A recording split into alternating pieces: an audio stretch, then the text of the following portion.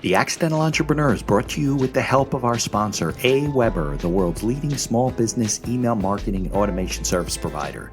Since 1998, AWeber has helped more than 1 million small businesses and entrepreneurs through its suite of web-based email marketing, automation tools, and education. AWeber, the best option when it comes to marketing your business. The podcast is also brought to you by the Alternative Board. Since 1989, the Alternative Board, or TAB, has been one of the leading peer advisory and business coaching organizations for independent business owners and CEOs across the world. By facilitating peer advisory boards, private one-on-one coaching, and strategic planning services, TAB helps business owners improve their businesses in ways that change their lives. And be sure to connect with our affiliate sponsor, GSM Growth Agency. They're boosting e-commerce businesses to 6 and 7 figures in revenue and cover everything from ads and social media influencers to making your website better. GSM Growth Agency focuses on taking businesses from startup success to bigger success, going above and beyond to make sure growth sticks around. They're all about cool ideas, lasting partnerships, and making your mark in the e-commerce world.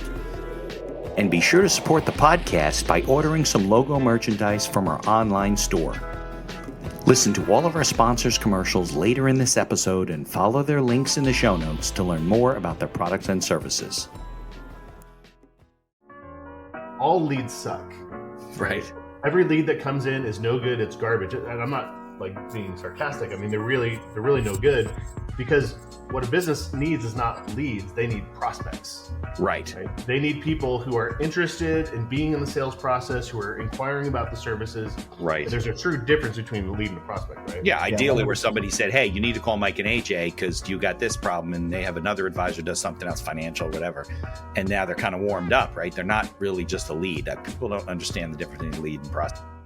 All right, everybody, welcome back to the podcast. I'm your host, Mitch Beinhacker. We got another great show. We're going to talk to Mike and AJ about all the stuff, about their background and all the stuff they do and what you should be doing from a marketing standpoint and the things people are doing wrong. Met Mike and AJ through a former guest we had, Scott Ritzheimer. So I'm excited to talk to them. So if you are listening on your, favorite podcast directory, please leave us a 5-star review whenever you can. If you're watching us on YouTube, subscribe to the channel, like us, so we can keep connecting with guys like Mike and AJ. So let's get on with today's show.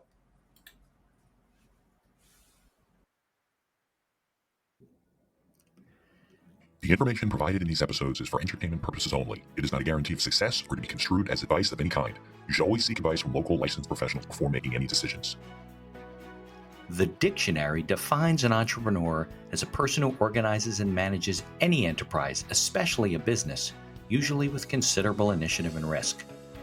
People often start a business without much choice, perhaps due to a job loss or just being dissatisfied at work, and they come up with an idea they just know can be successful. They become entrepreneurs by accident. That is to say, their success or failure happens by accident, not with intention. My name is Mitch Beinhacker. I'm a corporate attorney and a business advisor. You're listening to The Accidental Entrepreneur, my podcast about how to achieve success on purpose, not by accident. Join me along with our monthly guests, where we share our knowledge and help you get a hold of your business. And now on to today's episode. Hey, what's up, guys? Mike Schmidt here, AJ Rivera, and we're just excited to be here today. All right, guys. I hear a little feedback in the background, so let me just turn that down. You guys can hear me clearly? Yes, sir. Yeah. Okay, good. All right, so Mike, AJ. Actually, AJ's on the left, Mike's on my right. Yeah? Maybe you're backward. I think you're backwards. Mike here, AJ there. All right, so why don't we do this? Because we've had a lot of talk off the mic, but now people are listening. Maybe we could talk about the two of you sharing your stories as to, hey, what your business background is, how you came together, what your marketing background is, and all that kind of stuff. Does that make sense? Perfect. All yeah, right. I mean, I love the name of your podcast here, because I think if you would have told me that all the things that we would have gone through in starting businesses, I don't think we would have had the courage or the guts to actually do it. So Yeah, you're probably right. If people knew like how hard it is to be in business, they probably wouldn't go into business. So it's probably better they don't know until it's too late, right? Right. It's like it has to be an accident. I'm not sure there's that many people that make this by choice. Yeah. It's like marriage and having kids. Like if you knew it was going to be that hard, we might never procreate and the whole planet would die. Right? Yeah. However, at the same time, it's like, transformational, like just like kids, right? Like it changes you in all the best ways and all the ways that you need to, even though you might be kicking and screaming. Yeah. And figuring it out, doing it right, coming out the other side is, rewarding and you feel empowered and whatever. It's just the struggles and the doing it wrong and the not learning from guys like you. And it is this frustrating part that people give up a lot and they don't need to. So yeah, good point. 100%. Yeah, and I took you back to 2003 when I started my business. So I started a website design company. Today we refer to it as a digital marketing agency, which sounds a lot fancier. Right. But back then it was this, some guy in Tucson, Arizona that was dating a girl who'd become his wife. Was playing in a band and couldn't leave the band. And I was here in Tucson because I was going to the university. And if I didn't have a plan to stay here, I would be going back home to mom and dad in Southern California. So the plan that I devised was I'm going to see if I can get people to pay me for building websites. And, fortunately I had the support of my dad who, said, let's give it a go. Let's see what could happen and encouraged me to get started. And, think about what was happening in 2003. That was before Google was not the top search engine. Right. Yeah. YouTube was not a thing. Right. Facebook was not around. There's no social media sites. We weren't carrying around smartphones in our pockets. So were we still using, what was it? Netscape? Yeah. Netscape Navigator, searching on Yahoo or like Ask Jeeves or. Right. Ask Jeeves. I forgot about that one. Yeah, exactly. Yeah. That's funny. Right. A very different time. And, but it was something that was, very much well-timed because, I was entering a period of time where every business was thinking about websites. If they didn't have one already, many didn't. They all knew that this was the thing that was next. So and there weren't any good tools really to do it, to get started on your own. Oh yeah, I was all coding it with like HTML and not even CSS at the time. It was just a very hands-on thing. It was before WordPress was around. Yeah, WordPress none of those tools powers like 43% of the web, and there was no content management tool. So nothing. Yeah, you needed to know a dude or a chick that was knew how to write some code, and I was that. It was still an industry, right? It's no competition. Yeah. So it turned into a business. AJ and I met around 2008. It was about the point where I had had a good base of clients, had a couple employees at that point, and the thing that I had not given up yet was sales. Right. Okay. I didn't know how to give up sales, and I had tried twice. The first guy I tried to hire to do sales for me walked into my office about 10 months later and was like, "Mike, I think you should fire me." I was like, "Chris, why? That's great. What's going on?" And he's like, "No, I haven't sold anything." I'm like, you have to sell things to be in sales? I didn't. Yeah, well, yeah, you do. And I was also way too nice. I'm like, I just really liked him, and I thought he was always going to get it, And and I didn't know how to teach him how to do it. Well, you were doing business, but not because of him. Oh, 100%. Yeah, I was carrying all of the sales, and I was trying to get him up to speed, and it just wasn't happening. Yeah, but he was willing and able until the day he said, "I don't think this is for me." Well, took a lot for him to say that. I tried a second time, more or less the same story, and then I finally posted. I was frustrated. I'm like, dang it, I'm gonna keep sales, and then I'm just gonna find someone who can call my existing client base. So I put an ad out for something called the web strategist. Yeah. So that's where I came in. And, honestly, up until that point, I didn't consider myself a salesman either. I grew up in corporate. I had my daughter when I was 21 years old, going to college and needed to get a job. And so I got a job at Intuit doing technical support for QuickBooks and kind of rise the corporate ranks from there. I spent about 10 years at Intuit. I ended up managing the online communities for QuickBooks and TurboTax and Quicken. And so there was a lot of web strategy that was going on there that I was responsible for. And AJ, were you in Tucson also? I was in Tucson as well. Yeah, they had a call center here in Tucson that we were based out of. Right. But yeah, so when Mike put out that ad, I was immediately drawn to it because I was at this point at Intuit where I felt like this really small cog in this huge machine, right? And they trained us well, they paid us well. Right. Like I was happy, but I just felt like there was something missing, right? I didn't understand how the work I was doing was really contributing to anything. Right. And so when Mike posted that ad, I was like, cool, web strategist. I can give people web strategy. So I applied for it, not knowing that he meant sales, because I'll tell you what, if it would have said like website sales or digital marketing sales. Well, that's why he didn't do that. Chance. Yeah, zero chance I would have applied for it. But he was right, because, what we eventually learned was that sales is strategy, right? And like we have a very consultative approach to how we do sales. And it does feel like somebody just asking, hey, I need help with this. What would you suggest? Us suggesting what we would do. And then them either wanting it or not, right? Right. Law is sales too. Absolutely. You guys are the first pair that I've met, business partners who met like the way that we think everyone meets, like through ads and things like that. But people don't usually do that, right? They usually meet through networking, introductions. AJ, Mike's frustrated. He's talking to a friend. He goes, my buddy AJ's at Into. He's a really smart guy. And then you guys get connected. But it was funny that you got, and then even if they do it the way Mike did it, they don't hit it off, or it doesn't last. And you guys have been together a long time. So what do you think? I know we're jumping around, but what do you think? Like, why did that work? Like, what, it's like blind dating. It just doesn't work, right? There's such a small chance that you guys would sync up and really work together and become partners like you are. Why do you think? Yeah, it's funny because in our coaching business, where we help digital agencies and businesses through this, it's a really common question that people ask us, like, how do I find a partner? Where do I do it? And it might sound counterintuitive, but I think our advice is don't. Yeah, partnerships just don't work. I've had them, 2 or 3 of them, never worked. I think most people break up all the time for that reason. Totally. I think most people get into partnerships because 2 things: they perceive that the other person has a skill that they don't, right? Okay. Which is a good reason to have a partner, by the way. Right. But they are cheap, and they're thinking, well, this guy will just work for cheap and bring his stuff, rather than going to the market and finding the person that can fulfill that gap. Right. And it, maybe cheap's the wrong word. It's like they're being resourceful to try and find someone that can bring that sweat equity into doing that. Right. But it's like I find people rush into partnerships far too quickly, just because they're not looking for another way to do it. And it kind of just happened where I wasn't looking for a partner, and it never crossed my mind that I would totally do that. I had a need that he was coming in to be this web strategist. He came on as a list of my clients. Right? Yeah. I said, start at the top, go to the bottom. I put $1 sign next to the ones that was small opportunities. So I thought $3 signs next to the ones that I thought, oh, there's a really good opportunity here. And I crossed out all the people I thought were pains in the butts I didn't want to work with anymore. Right. Right. And he succeeded at that. Now that was like 2008. Probably wasn't until like 2012 or 13 where we started to like have a conversation about that, because we had quote unquote dated, right? Of course. It was started as a blind date for sure. We Right. courted for a good 5 or so years.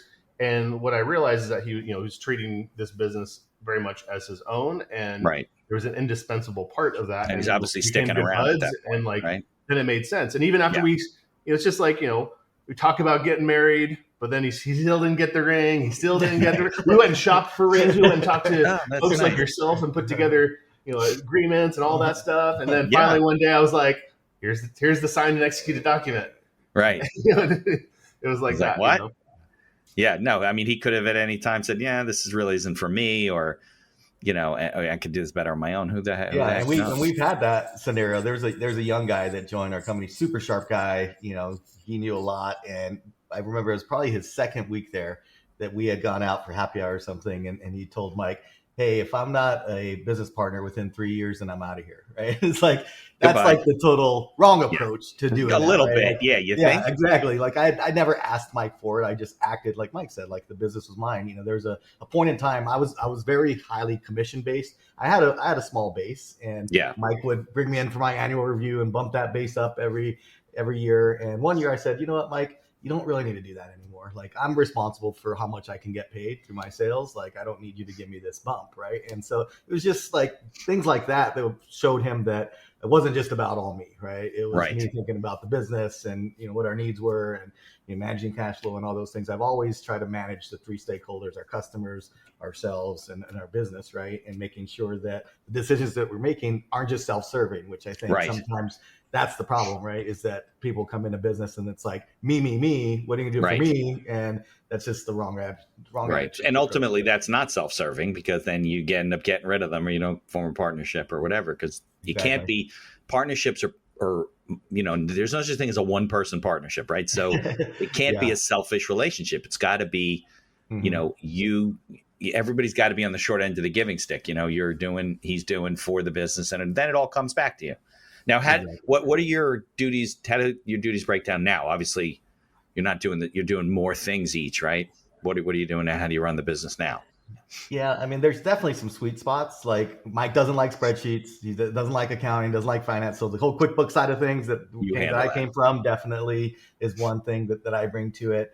Mike's super great on the marketing side of things. Sales tend to fall on my boat, but Mike's good at that too. There's a lot of like crossover. Like we've tried multiple times to be like, hey, why don't I just own this 100% and you own that 100%, and we'll just both kick butts in our spot. And it never really works out that well. Like we find that we really, really do well when we can kind of lean on each other. Well, you have complementary skill sets. Now you have what, 20 people working for you now or something like that? Yeah. In one business, we've got 20. Another one, we've got seven or eight. Right. And they're all virtual, right? There's no brick and mortar office, or is there? There used to be. And during COVID, kind of, we let that lease go out, and then it's just kept working. So we're like, why bring it back? Exactly. I mean, our studio is the most like concrete space we have, and it's like 500 square feet, and right. We're basically the only people who show up to it. So. Right, exactly. Well, I mean, look, think about it. With those changes, you have access to a much bigger labor pool. Yeah, you can find the best guy that you need, and if he's in, South America, because as long as he speaks English, you can use him, or anywhere else in the world. So I know a lot of digital guys that they don't have an office anymore either for that reason. Yeah. It's really transformed. In those early days, having our office, like when I advertised and met AJ, I mean, I was putting it out on Craigslist, and I was putting it out like the local paper and things like that, and like we didn't have these virtual communication tools. Like I think we're at this point where I think most of us take this kind of thing for granted, and it really was not that way. If I was starting a business here today, it would. Oh man. It's like we have so much at our disposal, and you nailed it, Mitch. It's like we have access to a worldwide talent pool, and can work with people from anywhere, and they're willing to work with us, and we can collaborate together. We can tap into markets where we can hire people at significantly more advantageous rates. Too. Also, great work, all better around work, the world, lower cost.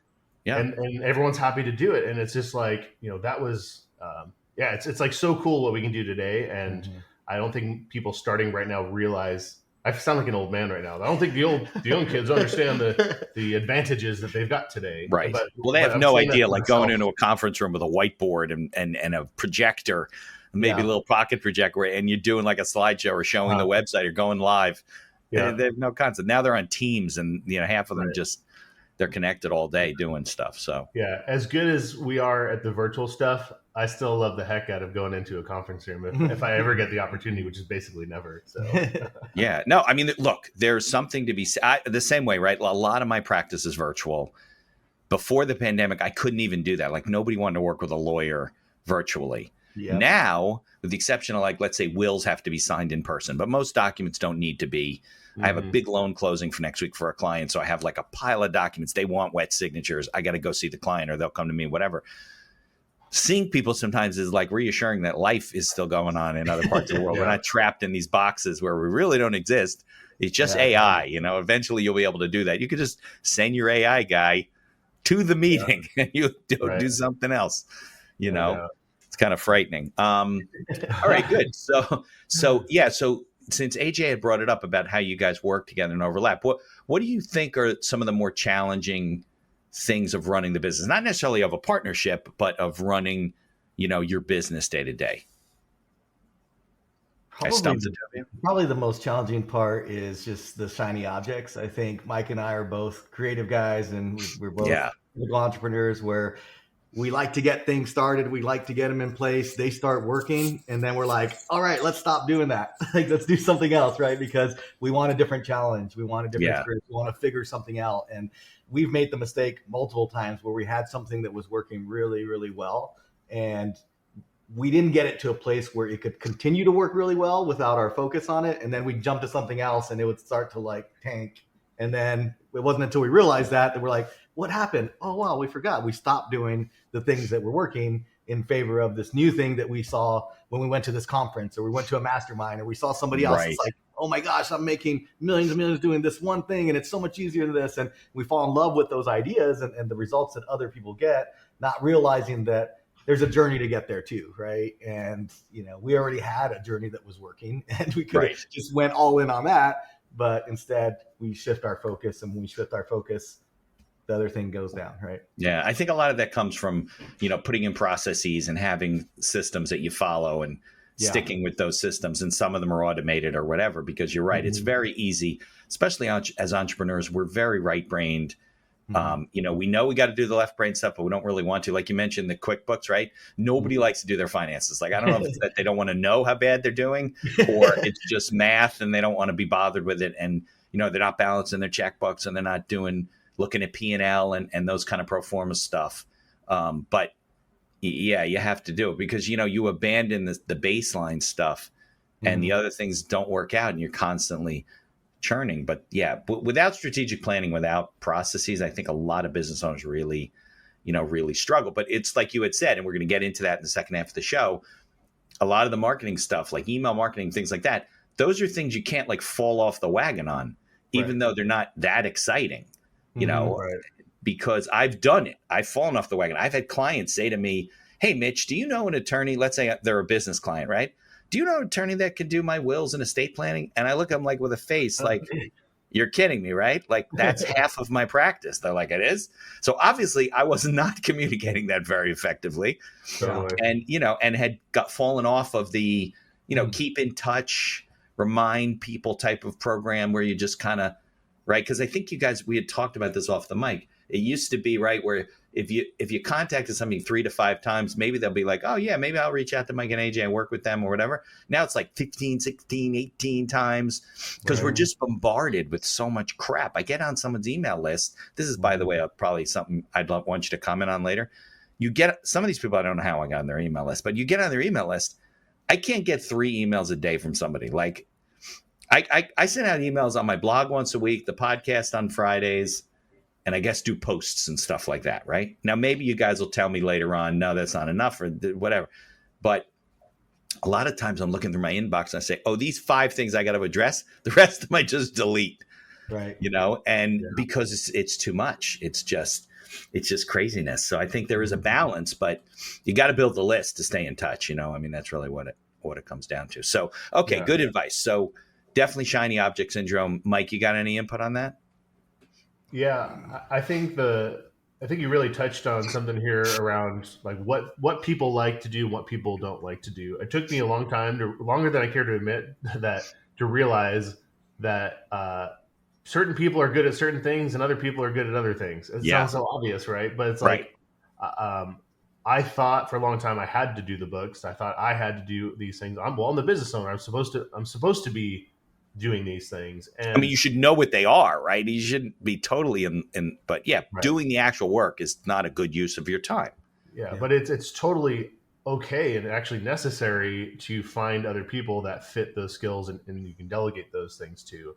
And furthermore, it's like, even if you don't know how to do it, like, it's like, I think you should know about the need, but it's okay for it to end right there, that the person that you're hiring, it's their job to do that. Like what we see in a lot of our coaching is somebody will maybe hesitate to hire, say, like a project manager because they haven't documented all the steps, right? And created all the systems.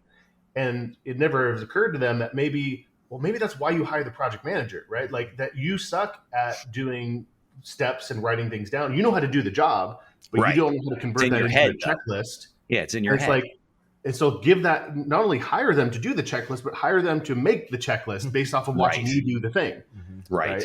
And that was like an aha moment for me. I'm like, because I did the same thing. I thought I had to make the checklist, then I'd go find the person. And then if I didn't do that, how would they know what to do? It's like, these are smart people, right?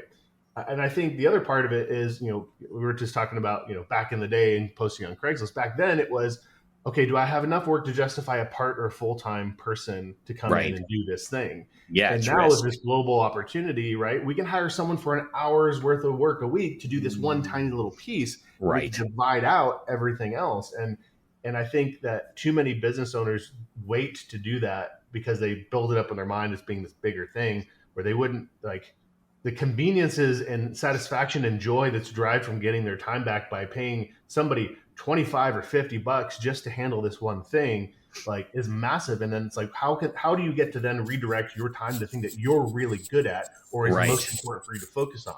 Right? Yeah, no, yeah. The biggest goal I had in 2024, and the hardest thing I did, was to hire a VA who could take over the stuff that I was doing, because I'm a lawyer. Like, I'm supposed to be doing legal work, right? I'm not supposed to be like preparing. I mean, I do blog articles. Obviously, they're legal topics, but I don't posting and getting the, and it was a really good exercise when I said, okay, I'm going to let her take over the editing of the podcast and the promotion of the podcast, but I had to create like a guide for her. Mm-hmm. And I figured out, oh, wait a second, how do I do that? Like, there's things that were intuitive and steps. And then you're right, she's better at it than I am. It's like, well, do I have to do it that way? I'm like, no, you can do it your way. Like, I don't care, just that's how I did it. So you understand, well, how did you get that part to work or fix the sound or whatever? Well, I use this little piece of software or whatever. But I think that's a good exercise for business owners to, like you said, hire somebody, start working with them to create the quote unquote operational manual for whatever they do, job description, whatever, and then have them work through it and say, well, this doesn't work so well. Why did you do it this way? And then it's a good learning experience. And I know it's a time commitment. Like, people are like, I don't want to do that. Like, getting set up was hard, marketing, all that stuff. But I think it's worse the other way, right? If you just say, it's just easier if I do it, right? I could just do this. Let me just call the guy. And I don't need AJ to call these, but I'm just going to call them. And then you're not using your time efficiently, and you're really kind of hurting your business, and you don't realize it until it's too late. Yeah, I think it should be like required entry for any business owner that gets started, no matter how small, is you have to hire someone for at least 1 hour a week to do something for you, just to practice, even if it's just like, just that activity. Yeah. There's never a good time to delegate. There's never a good time to slow down and, in your mind, figure it out. Absolutely. It's just never going to feel good to Right. do that activity, I think. Right. And it's what comes on the other side of that thing. And it's, the feeling that you now have somebody.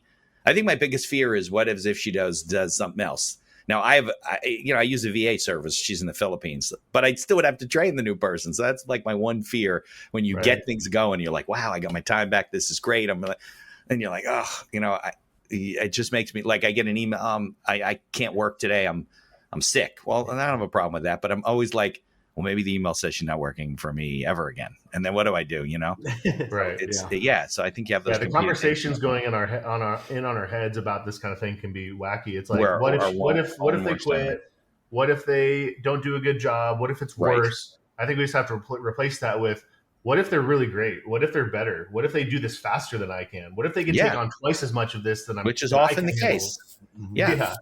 Right. And it's not like we don't do brain surgery where you're bringing somebody in, take over in the operating room, the person's going to die on the table. I mean, I know what we do is really important. It's not that important. Right. You can do it other ways. It doesn't have to be your way. Yeah. Because you got to where you were.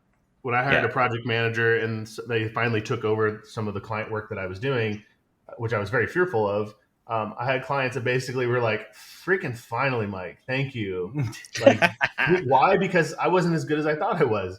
Right. Mainly that I didn't have the time to dedicate to them. Right. Right. They're like, Dawn's always available, and she's like on the spot for everything. So this is correct. Great. Thank you. Now, you guys should be running the business. I know as a professional in law or medicine or, whatever other accountant work, right? People want the accountant or they want the lawyer. So I always have that tug and pull, but I still have paralegals that handle things, and, don't worry, I'll plug her in, she'll handle it, and I keep abreast of it. But you guys should be at the top. You guys should be the ones that are, looking at the big projects and deciding what to do and dealing with the people, just like anybody who's listening. You shouldn't be. I mean, I'm sure there was a time when Jeff Bezos was, quote unquote, sweeping the floors, and they were a little pissant organization. He ain't doing that now. So, and that's how organizations, succeed. You can't scale an organization that's not ready to scale. Right. Right. Yeah. I know some guys that coach scaling, and they literally turn people away and say, listen, I can't help you scale. Like, you're not ready to scale. You will fall on your face if we try to scale your business up and you don't have the infrastructure and you don't understand about delegation and you haven't brought on good people and you want to do it yourself. Do it yourself, and scaling is not two things that go together, that fit together. You know what I mean? Yeah, great point. So yeah. All right. Why don't we take a short break, and then we'll come back and we'll start to talk about what you guys do, the things you see people doing wrong. We talked about off the mic the things that people should be doing. So we'll talk about email marketing. We'll talk about all the other digital stuff that you guys are doing. All right? Great. All right. Great. Sounds good.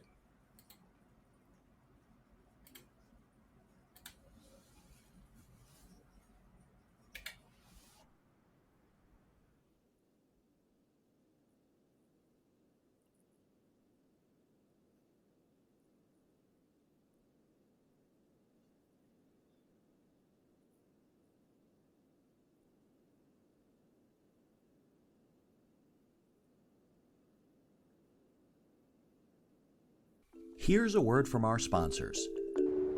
Looking to market and grow your business? Or perhaps you're just getting started and want to hit the ground running? AWeber is the best choice for online email marketing and automation of your business.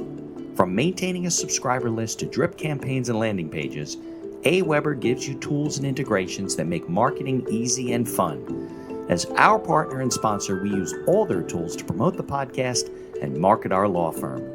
AWeber, the best alternative for online marketing. For over 30 years, the Alternative Board, or TAB, has built a thriving community of forward-thinking CEOs and business owners who want to radically improve their companies. Through unique combinations of one-on-one business coaching, participation in monthly TAB board meetings with other non-competing owners, a suite of strategic tools, and customized strategic planning workshops, TAB membership can deliver greater strength to your business and a better work-life balance for you and your family. All packaged in a streamlined and affordable service that the people at TAB invite you to try risk-free. Are you struggling with managing advertising due to a lack of time or expertise? Perhaps you're facing challenges in scaling ads for your store. Are you feeling lost when strategies have no success? GSM Growth Agency is your reliable partner in overcoming these business challenges. Feel the impact of collaborating with a team dedicated not only to short-term goals, but also to building long-term partnerships and achieving sustained success. Embark on an exciting journey to redefine the possibilities of e-commerce and create a legacy of unparalleled excellence. Take decisive action now. Follow their link in the show notes to receive a complimentary audit of your Shopify store conducted by a GSM expert. Propel your e-commerce game to new heights with GSM Growth Agency. Follow the link in the show notes to learn more about all of our sponsors. And now back to our show. All right, guys. This is great. This is really great. And I appreciate you sharing your journey with everybody. For people out there who are frustrated with partnerships, there is a hope if you find the right person, right? But I might have given up on that after like 4 failures. But so let's talk about, the work you guys do, the things you see small business owners, the mistakes they make, and the things you think that they should be doing. Let's start with the easy, not the heavy lifts. Let's start with the easy stuff. What do you guys see that, continually are being done wrong? Yeah, most businesses are, when we talk to them, and the agencies that we coach are no exception. They all want leads, right? I just need more leads. Mike, AJ, if you could just get me more leads, everything else will get better. And right. What's funny is we're really good at getting people leads, and then they're still but it's still not working. They're not closing, right? Or the leads are no good. Here's the newsflash: all leads suck. Right. Every lead that comes in is no good. It's garbage. And I'm not being sarcastic. I mean, they're really no good, because what a business needs is not leads. They need prospects. Right.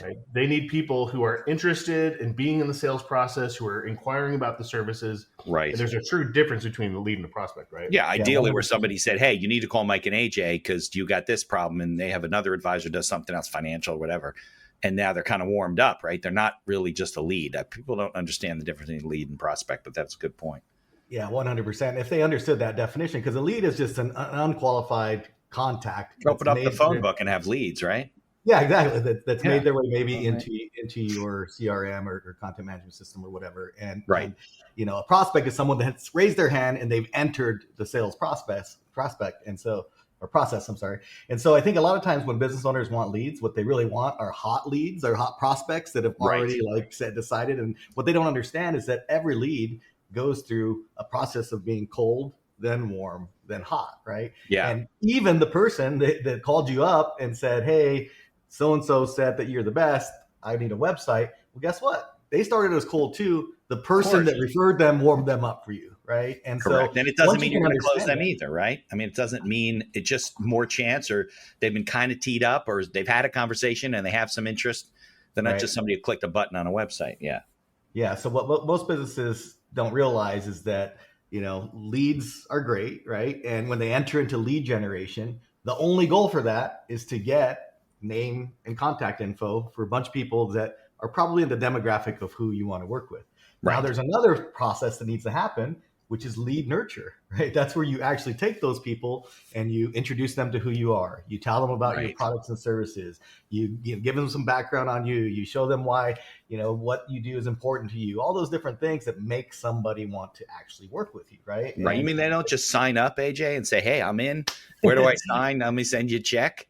Some people get married on the first date, but that's the exception, not the rule. We've heard those stories. I also find that those relationships, and I have had I do a lot of retainer work where I am like the outside, let's say, general counsel to the small business, right? Because they can't afford to hire like a full-time lawyer. So I have a bunch of those. The few that I've gotten through the internet, even where they vetted me and they wanted, recommendations and everything like that, didn't really stick. Like it wasn't. Like you said, got married a little too quickly, so I think that's a good point, but Yeah. So it's really just about making sure that a business has a lead warming mechanism, right? Right. What most do is they have a dumpster bin, right? Which is they have a gold platter for the ones that were the miracle ones that came in.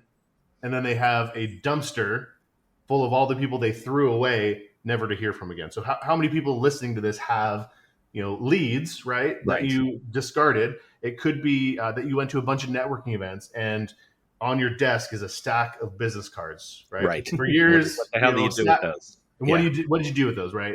Nothing. It's the people that opted in and contacted you through your website, but they didn't turn into an immediate conversation or a sale or anything, right? What do you do?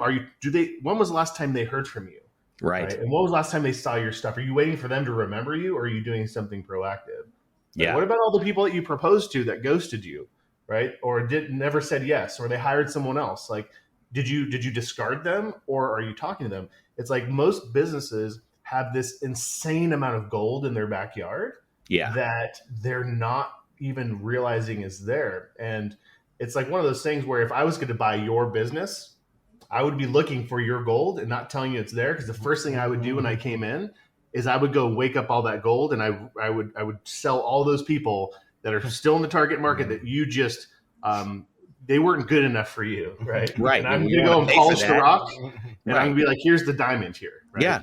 Right. You don't want to pay for that gold that the person didn't even recognize that they had.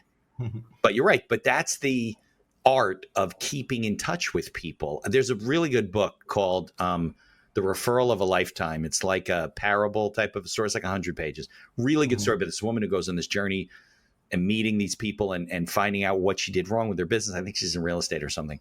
But it's all about building a keep in touch program and recognizing the people that you meet. And sure, there are people that can become clients now. But I think for the most part, most people you meet do not become customers right away. Right. Because they're looking around, they're talking to different people. Maybe they're just kicking the tires. They have somebody that they're working with. They're not so sure about them. So they're checking you out. They were told to talk to you. You have to keep in touch. And building a podcast audience, building a practice, building your agency, the rule is all the same. Build an email list, build a keep in touch list, because you never know who needs what And I'm going to, I stay in touch with you guys, and you talk to somebody in New Jersey who's a business owner who needs help with this or that. Even if I can't do it, I find them a lawyer. Later on, they come back to me and say, well, Mitch, you helped me, and Mike and AJ told me to call you, and I'm going to talk to you. But that's why you don't propose marriage on the first date with your girlfriend. It's just not going to work. Well, you said it earlier, Mitch, the people that email you or contact you and say, hey, do you know someone that does wills? And you're like, hello, this guy does, right? Like that happens all the time. Yeah. That happens all the time to us as well when, we have somebody that reaches out and says, AJ, I know you just built our website a few months ago. Can I have the login information? And I always know like that's a sign. That's not a good sign. I'm like, why do you want that? Oh, well, we just hired this guy. He's going to help us with SEO. And I'm like, dude, that's what we do. SEO? Exactly. Right. And he's like, oh, I didn't know you did that. Right. And I know we talked about it at some point at the beginning. I think there's so many businesses that are sitting there waiting for the customer to ask them for help with something else instead of continuing to have that conversation or even lead them through it. Guess what? When we launched that website, we should have had a meeting with him that says, hey, we got that done. Here's what's next. You could do SEO, right. You could do pickup, you do all these things. Or he needs to be seeing that in our social, in our emails, and everywhere else. I bought a house a few years ago. And right when I bought it, I got a nasty call from my cousin who's like, dude, you did not use me as your realtor? And I'm like, as far as I understood, he had stopped doing that years ago. Right. See, apparently he got back into it and he didn't tell anybody, right? And I'm like, I would have totally used you if I knew, but like he just assumed everybody knows. It's like, dude, nobody knows like what you've got going on. They're so bombarded with information. And tell them and hope that they see whatever your message is at the time that they need it. You mentioned earlier about how you go through your email box and you select a bunch and you just delete them. But guess what? You still saw those names. You may have not read the content. You may have not read the email, even opened the email. But I'll tell you what, if you saw that name and you knew it was something that you needed, you would have went in there, right? But if that wasn't there at all, there's no opportunity. No, my mortgage and lending guys that I do a lot of business with, they have a regular email list and newsletter. I don't read their newsletter all the time, but it reminds me that they're around. It does. And they do good work. And I reach out to them when I have, especially I have complicated transactions. They know how to put these deals together. So there was a time where I wasn't keeping in touch. As a matter of fact, this did happen with my loan broker. Does a lot of commercial work, a lot of business loans, SBAs, real estate, commercial real estate. He said to me, oh, I had forgotten. I could have sent you that deal. Like I reached out to him for a deal that I need help on. He's like, I should have called you about the deal. I'm like, well, do me a favor.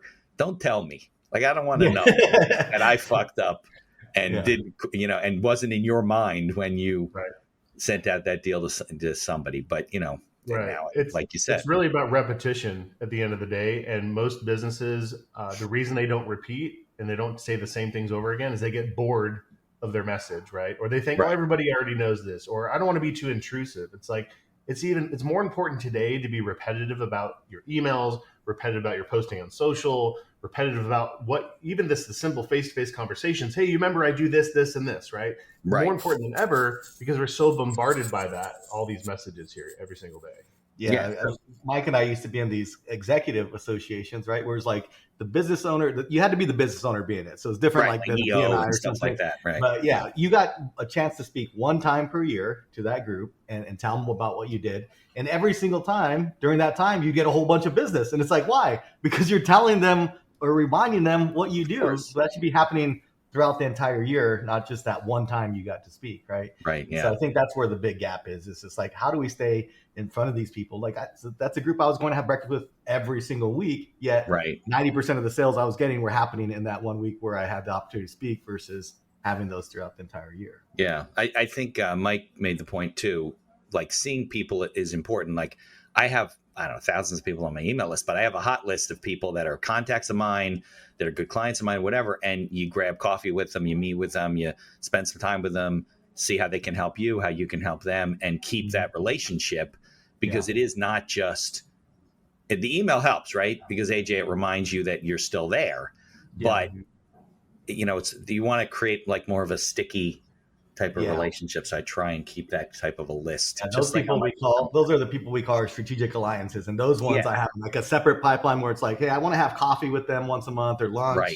at least every other month, and at least call them up and see what's going on because same thing, right? I had some really good referral partners that would go cold if I wouldn't maintain that relationship because they meet someone else. Right. Because they're being bombarded with information just like you are. Exactly. Getting all that stuff.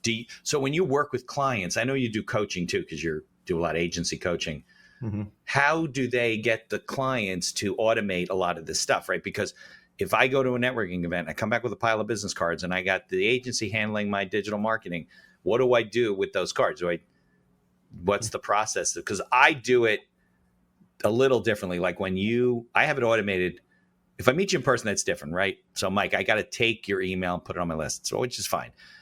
But if we have a meeting on Zoom, networking, whatever, my system takes your email, puts it on my list. Then they get a little drip campaign for 6 or 8 weeks, plus the regular list they can opt out of. So what do you have clients doing?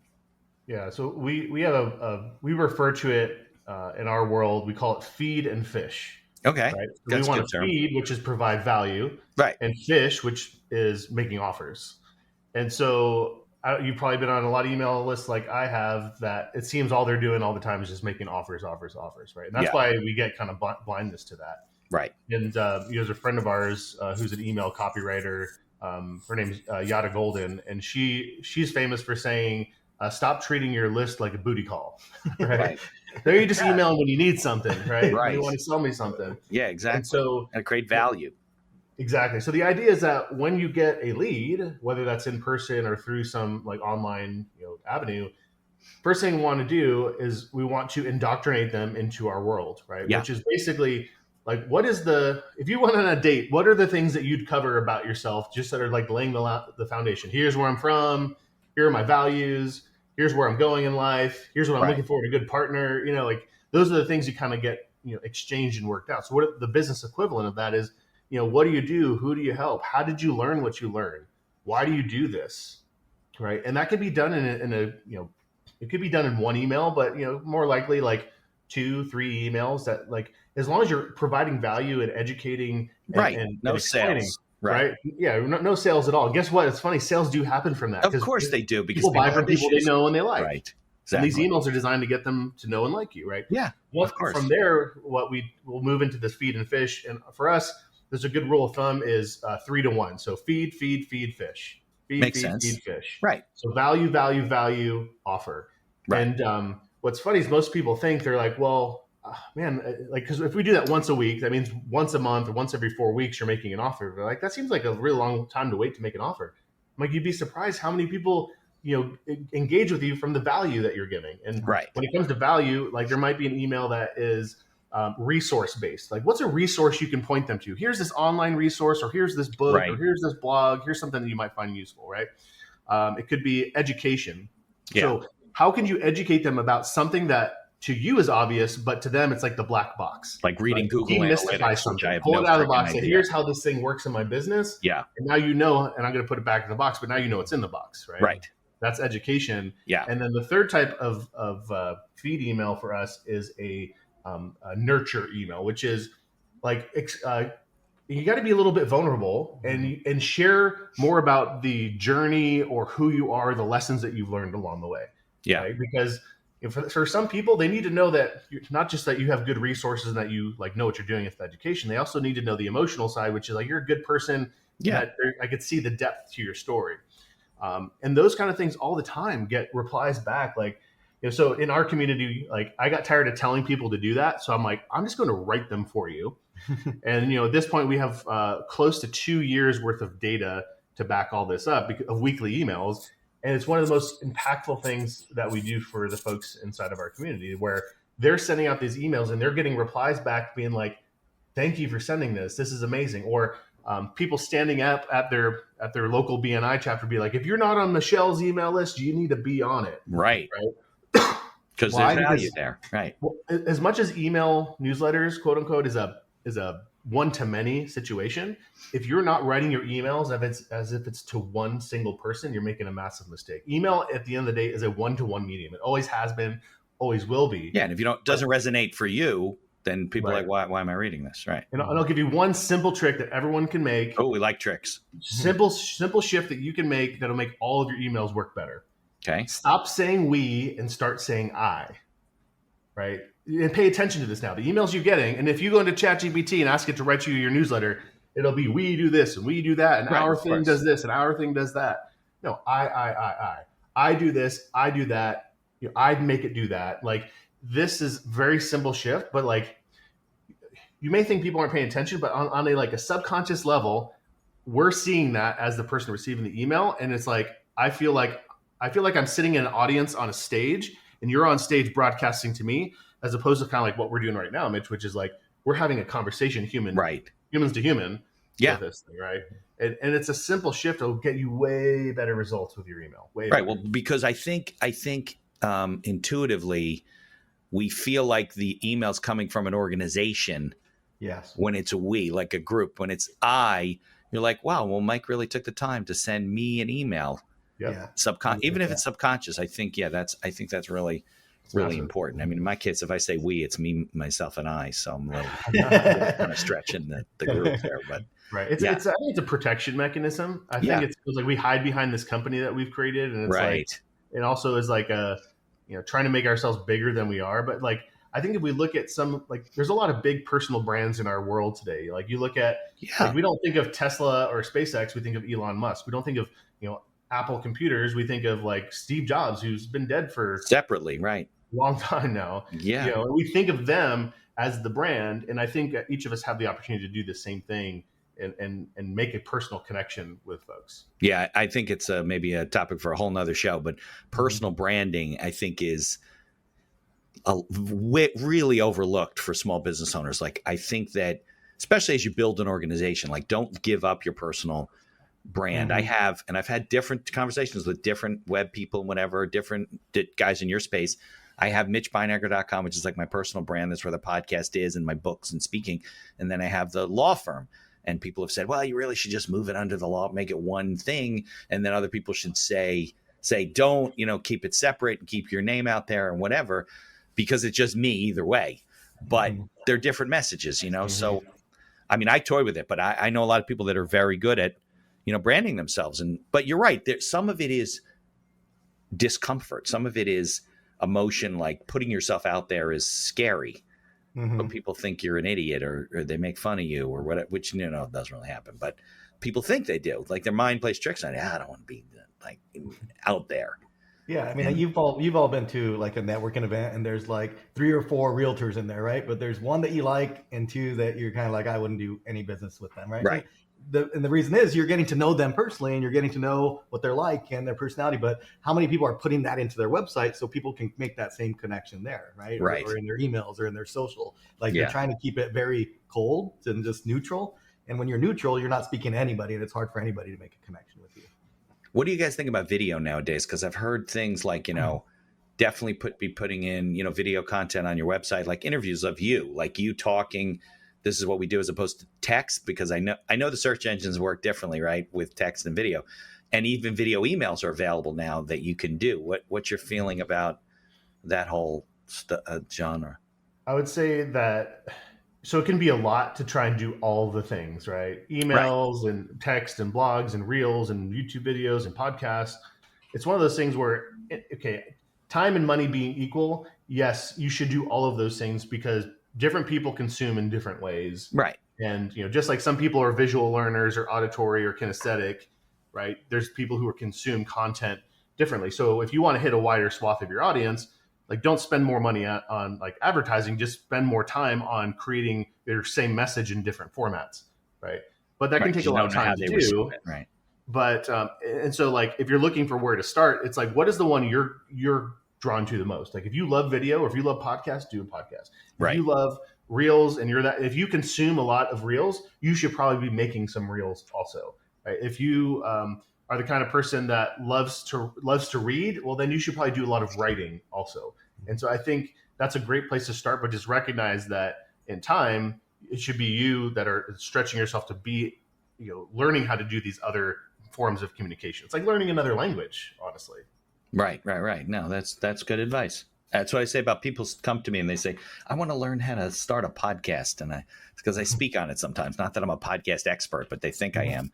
And 9 times out of 10, when I get through the discussion, they're like, I don't want to do that. Like, if you like to do that, then fine. But if you like to write, do a blog. Or if you like to like you said, produce reels. I never had reels before, but Micah and the Philippines kid, do you mind? Can I put reels together on the podcast? I'm like, sure, I don't care, but I'm not going to do it. I'm not going on TikTok, but I have colleagues who practice in different areas, especially like divorce and things like, and constitutional or whatever. They're putting out TikToks all the time. Yeah. And they're interesting. Like, I'm not putting a TikTok on business law. What the hell am I going to talk about? It's not exciting. But, if you enjoy it, you do it. Because I think you're right. It is a heavy lift in terms of doing all that stuff and staying on top. If you don't enjoy it, you are going to fall off that wagon so fast. That's why there's a lot of podcasts with like 8 episodes. Exactly. Yeah. Right? Because people are like, I can't do this. Yeah. And the ones that are willing to stick with it a little bit, it's so easy to stand out because most people quit. Yep. Right. If you just have like the focus, and that's probably just a good lesson for business in general. It's like, if you're willing to just keep going, keep moving forward in the face of adversity and things just not working out the way that you want, you will succeed, because most everyone else, faces that and they drop out of the race. Yeah. And it's that, for that reason, it's easy to stand out. And that's why, we've sustained in business, because man, we've been punched in the gut and the face and everywhere else plenty of times. Yeah. But it's just like, all right, well, what are our choices? Do we want to quit, or we want to keep moving forward? It's like, all right, let's keep going. Right. No, I think that's true with the content game, right? If you just keep putting, somebody told me that really early on. I think it was a podcast guy I'd met. He had his own podcast. He said, if you keep putting out blog articles, if you keep putting out episodes or whatever, it's like magic, not really magic, but now you got 30, 40, 50, 100 episodes. Bookers, I don't book guests anymore. Like I forget how I met Scott, but that's how I met you guys. I get booking agencies and websites like Podmatch and stuff, 4 or 5 a day now. Mm-hmm. I used to be searching for guests when I first started, like finding business. And I still invite people on the show, like as a prospecting tool, but I don't have to do that anymore. So, but it took a while. It took 80 episodes, 100 episodes because if you have a booking agency is going to say, hey, Mike, AJ, as a matter of fact, that's Tanya handles it for you, right? Mm-hmm. But she's internal. She works for you guys, right? Yes. Yeah. So she's not going to come to you guys and say, hey, I found this great guy. He's got 4 episodes. You want to be on his podcast? You'd be like, no. Right. So, but if you say, no, he's got 350 episodes. He's been doing this. He's sticking around. And you're like, okay, well, we'll talk to him. So it's the same thing. Same with blog articles. I met a guy. He was on the podcast. What the hell does he do? He's got something called Blogger Evolution. So he helps me with blogging, right? And he built a business on affiliate marketing and blogging. So he will find, and I'm sure you guys understand how this works, right? He'll find whatever product. Let's say it was I think it was first was like a golfing product. He's into golf. He will start writing articles about whatever it is, golfing, golf swing, golf apparatus, whatever. And he creates, probably with ChatGPT, it's even easier now, right? 20, 30, 40, 50 articles to the point where he starts getting people clicking on that link. And he starts building an affiliate income stream.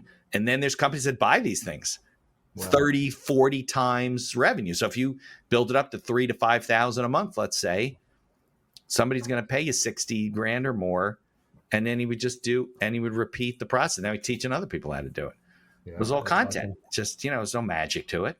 Yeah. Consistency and content, right? Yeah. And now you can create content pretty quickly if you ask it the right way and you read it over and you're careful and you do stuff, at least get you started with tools like ChatGPT, and it's going to get easier. Yeah. Amazing world we live in. Yeah, exactly. The funny thing is I've had some guys even in your space be like, oh, AI and everything's going to put us out of business. I don't think that's going to be the case. There's going to be tools that help you guys because you know what you're looking at. But how many people not in your industry know how to read Google Analytics?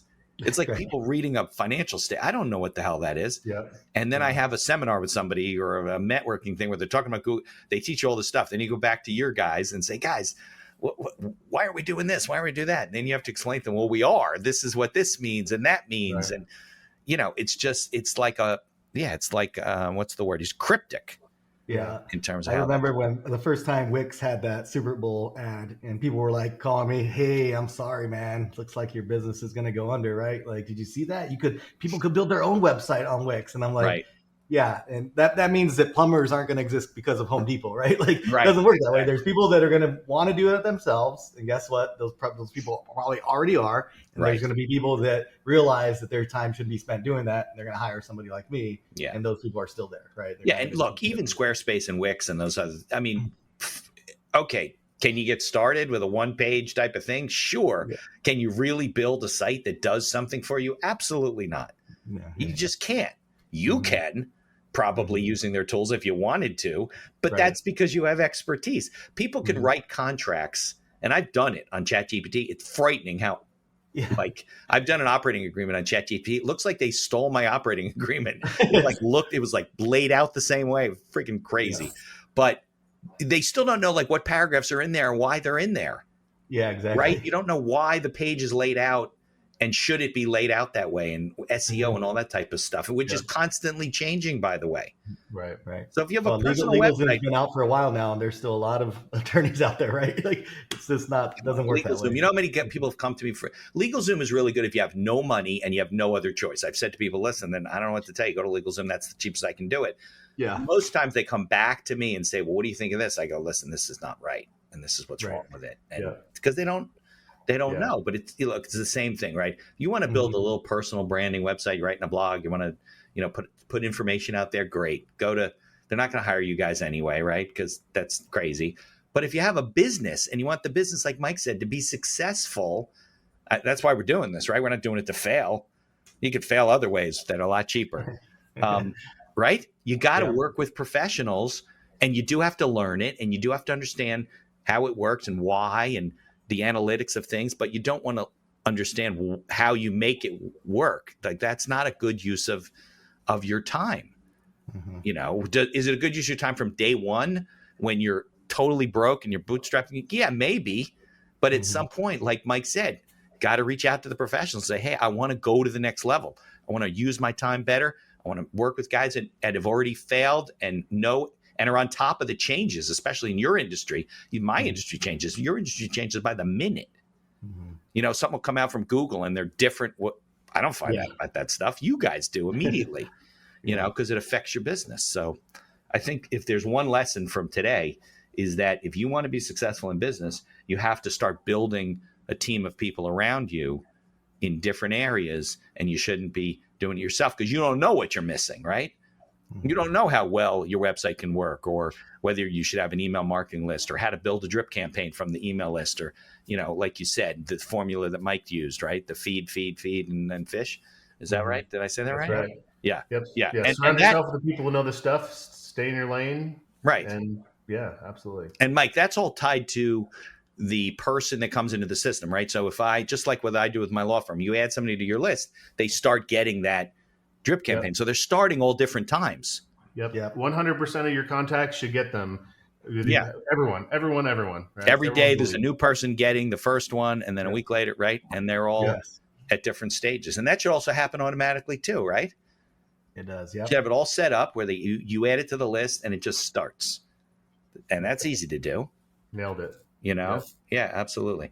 All right. So I know it's earlier out there because I told you that my daughter is at the University of Arizona, right, in Tucson. Yeah, right. And but you're only 2 hours behind me now, right? That's right. It's 9:37. Right. Yep. Yeah. You all moved, and we stayed put. Yeah, that's better for me. Now it's a smaller time difference between coast to coast. But anyway, so next time I get out there, I'll have to see you guys, and we'll have to get some coffee and stuff. I'll have you over to the studio. We'll interview you. So definitely, we can go to what was it, Dutch Bros or Black Rock Coffee, or right, all that type is all over town. Okay, so so stick around. Let me play the credits, and this was awesome, really valuable for people. Yeah, thanks so much, Mitch. All right, sounds good.